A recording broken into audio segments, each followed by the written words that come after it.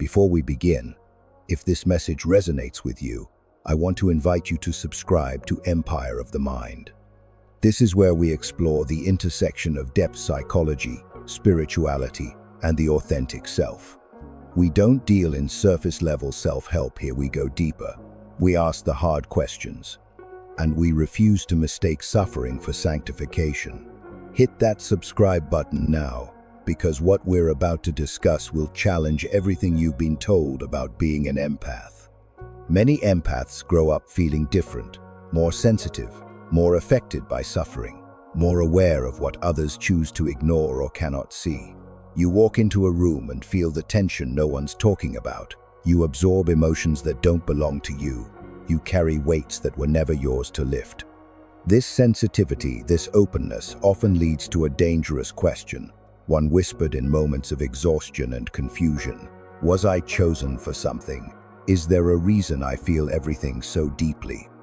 Carl Jung had a powerful answer to this question, one that brings clarity without feeding the ego or entertaining spiritual delusion. And it's not the answer most empaths want to hear, but it's the one they need. 1. Sensitivity is not a title, it's a capacity. Jung believed that some people are born with what he called greater psychological openness. This isn't mystical favoritism from the universe. It's temperament, it's neurology, it's the way your psyche is structured. This sensitivity manifests as emotional awareness. You don't just notice feelings, you experience them viscerally, sometimes before you even have words for them. It shows up as intuitive perception. You read between the lines, sense what's unspoken, detect patterns others miss. There's moral sensitivity too. Injustice doesn't just bother you intellectually, it disturbs you on a soul level. And perhaps most importantly, there's a heightened responsiveness to meaning. You're drawn to symbols, synchronicities, dreams, the numinous dimensions of life that rationalist culture dismisses. But here's what Jung understood that most spiritual teachers won't tell you. Empaths are not chosen in some supernatural sense. You haven't been handpicked by God or the universe to carry a special burden. What you have is permeability. You are more open to the unconscious, both your own and the collective unconscious that Jung spoke of. That openness is double-edged. It allows you to feel suffering more deeply, to sense when something is out of balance, to respond to symbolic and spiritual meaning in ways that enrich your inner life. But openness without boundaries is not enlightenment, it's vulnerability, it's porousness. And this is critical. Openness is not destiny. It is a raw material. What you do with your sensitivity determines whether it becomes a gift or a curse, whether it leads to wisdom or to chronic exhaustion and resentment. 2. Why empaths interpret sensitivity as a calling. So why do so many empaths interpret this sensitivity as a spiritual calling? Because when something this powerful goes unexplained, it becomes mythologized. The psyche demands narrative. It requires meaning. Most empaths grow up in environments where their sensitivity isn't understood, much less honored. You carried emotional responsibility early, often becoming the family therapist before you were old enough to understand what you were doing. You sensed your parents' pain, your siblings' fear, the unspoken tensions that everyone pretended weren't there. You learned to self-abandon to keep the peace, to manage other people's emotions so you could feel safe. No one taught you that what you were feeling wasn't always yours. No one permitted you to set it down. Jung said that when pain lacks meaning, it becomes destructive. The psyche cannot tolerate purposeless suffering. So the empath's unconscious mind creates a story. I must be here to heal others. This sensitivity must be for something. I was chosen to carry this. This narrative feels spiritual. It feels noble. And in some ways, there's beauty in the desire to alleviate suffering. But the story is also incomplete, and incompleteness in spiritual matters is dangerous. Because what often follows is this: if I were chosen to heal, then my pain serves others. My suffering has meaning as long as it helps someone else. I am meant to endure. And that's where the trap closes. 3. The danger of spiritual inflation.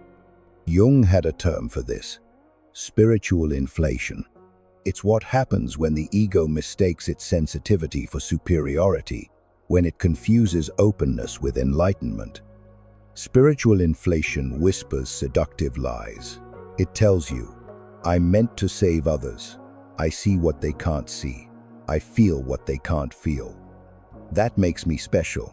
Or it tells you, I must endure suffering to grow. The more I sacrifice, the more spiritual I become. Pain is the price of consciousness. Perhaps most dangerously, it says, my pain has a divine purpose, no matter the cost. I cannot set boundaries because that would be selfish. I cannot say no because someone might suffer if I do. This is where empaths become prey. Narcissists are drawn to inflated empaths like moths to flame, because the empath has already decided their role is to absorb and transmute suffering. Spiritual manipulators recognize this pattern instantly. They know how to frame exploitation as sacred work. The martyr role becomes an identity, and you mistake self-destruction for devotion. Let me say this clearly. True spirituality never requires self-erasure. Any teaching, any relationship, any spiritual path that demands you abandon yourself to prove your worthiness is not holy, it's pathological. Jung knew this. He understood that the psyche seeks balance, not endless sacrifice. The individuated person, the one who has done the deep work, knows how to hold their sensitivity without being consumed by it. 4. The real calling: integration, not sacrifice. So, what is the real calling for empaths? Jung believed it was integration, the process of becoming whole by bringing unconscious material into consciousness, by developing all parts of the self, not just the ones that serve others. Integration means developing boundaries, not walls, but clear definitions of where you end and others begin. It means learning that you can feel someone's pain without taking it on, that you can witness suffering without becoming its vessel. Integration means honoring your intuition without obeying every impulse. Your sensitivity gives you information, but information is not instruction. You are not required to act on every feeling, every sense of wrongness, every call for help. Integration means turning empathy inward. How often have you extended to others the compassion you withhold from yourself?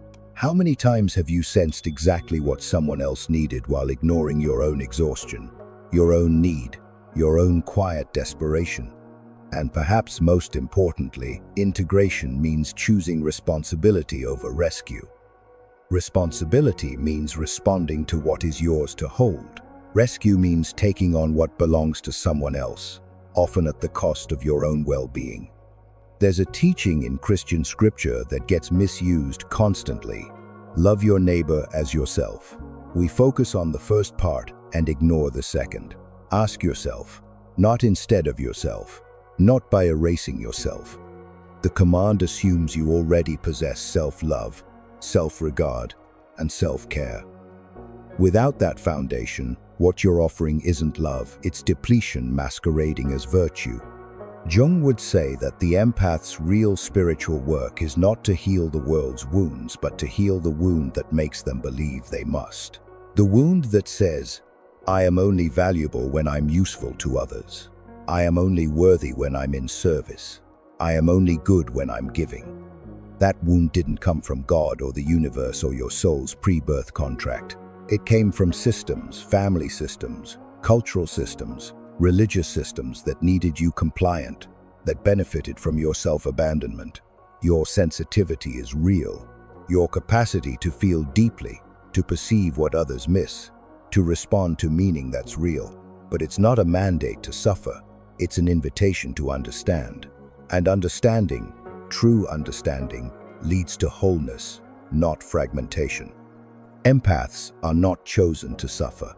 You were not placed on this earth to be a human shield for other people's pain, a cosmic shock absorber, a repository for what others refuse to feel. You are shaped to understand, shaped by temperament, by experience, by the mysterious forces Jung spent his life exploring. And that understanding is precious, but only when it serves your wholeness, not your destruction. The world does not need more martyrs. It needs integrated people. People who have done the brutal, beautiful work of bringing light to their own shadows. People who know their worth aren't earned through endless service. People who can hold space for suffering without disappearing into it. That is the empath's true calling. Not to save, not to sacrifice, but to become whole enough to offer presence without losing yourself in the process. If this resonates with you, if you recognize yourself in this struggle, then I want you to do something right now. Subscribe to Empire of the Mind, because this conversation doesn't end here. We're going to keep exploring the intersection of psychology and spirituality, keep challenging the narratives that keep sensitive people small and exhausted, and keep doing the work that actually leads to transformation. Your sensitivity is not your curse, but it's also not your identity. It's one thread in the complex tapestry of who you are, and you deserve to weave it into something beautiful, something that honors both your depth and your dignity. Subscribe now. Let's continue this journey together.